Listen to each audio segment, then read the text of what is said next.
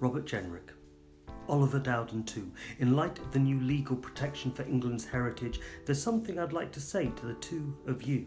Retain and explain. Really? I'd much rather you refrain from this reactionary diatribe, this vacuous nonsense that we've heard time and again. We're going to contextualise. Well, that would be a huge surprise because you've never done it before. After 400 years of empire and war after war, a statue being pulled down doesn't erase our history in the same way that it won't bring back all those African bodies Colston left at the bottom of the sea. It's not about erasing.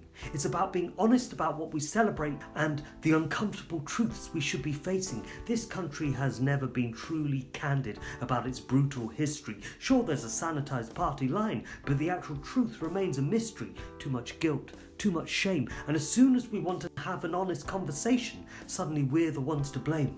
Dowden, you called us a noisy minority of activists constantly trying to do Britain down. I love this country. I just want to talk about our history and see if we can find some common ground. But it's what Britain we're talking about. Yours seems to be a rose-tinted Elysian field, whereas I'd like to focus on the Britain that's different, and by different I mean, actually real. The one where immigrants built the NHS, cleaned the corridors and saline lines from north to south and east to west, spread out from Brick Lane to transform British tastes and menus, and displayed some mad ball skills in stadium-sized venues. The Britain where class mixes with gender and race, and you can be whatever you want as long as you remember your place. The Britain where supposedly everyone has equal opportunity, yet trying to see if that's actually substantive, there's a substantial lack of scrutiny. Retain and explain. History isn't something stuck in yesterday's headlines, black and white, sepia tones and strange.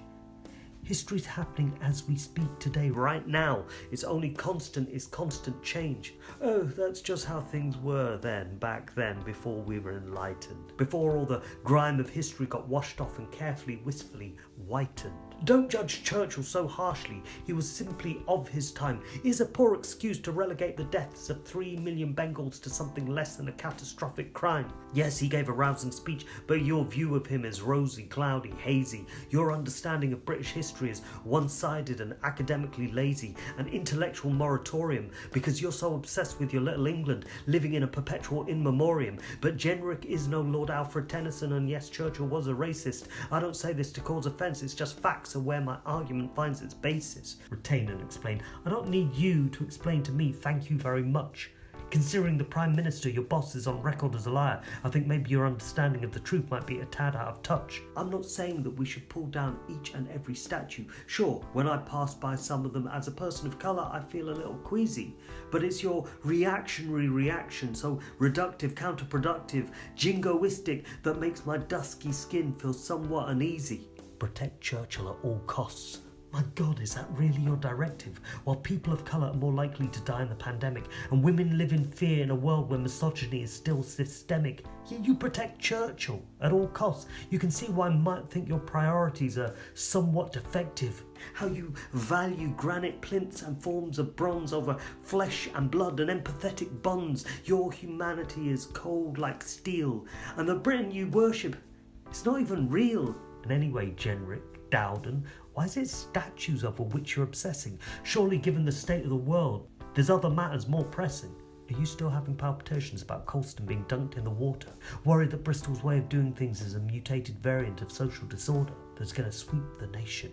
Is that why you're proposing this retain and explain equivocation?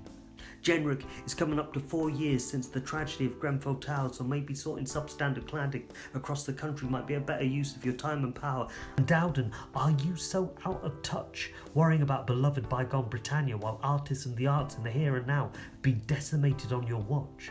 You two need to get a grip. Understand the limitations of your force, need to realise that like King Canute failing to hold back the tide, history is going to progress, going to find its natural course. The status quo will always change. Eventually, yesterday will be done and gone. The only thing we can truly do is be kind and caring while we push the story on. Dear Robert Jenrick, Oliver Dowden too, so preoccupied with the preservation of a mythologized myopic past, while you explain and retain and try to justify each and every stain, the rest of us are trying to build a future to last. Diverse, inclusive, honest, with health and wealth spread equally all around. And I'm really sorry, but sometimes to build a world that's truly new, you've got to tear the old one down.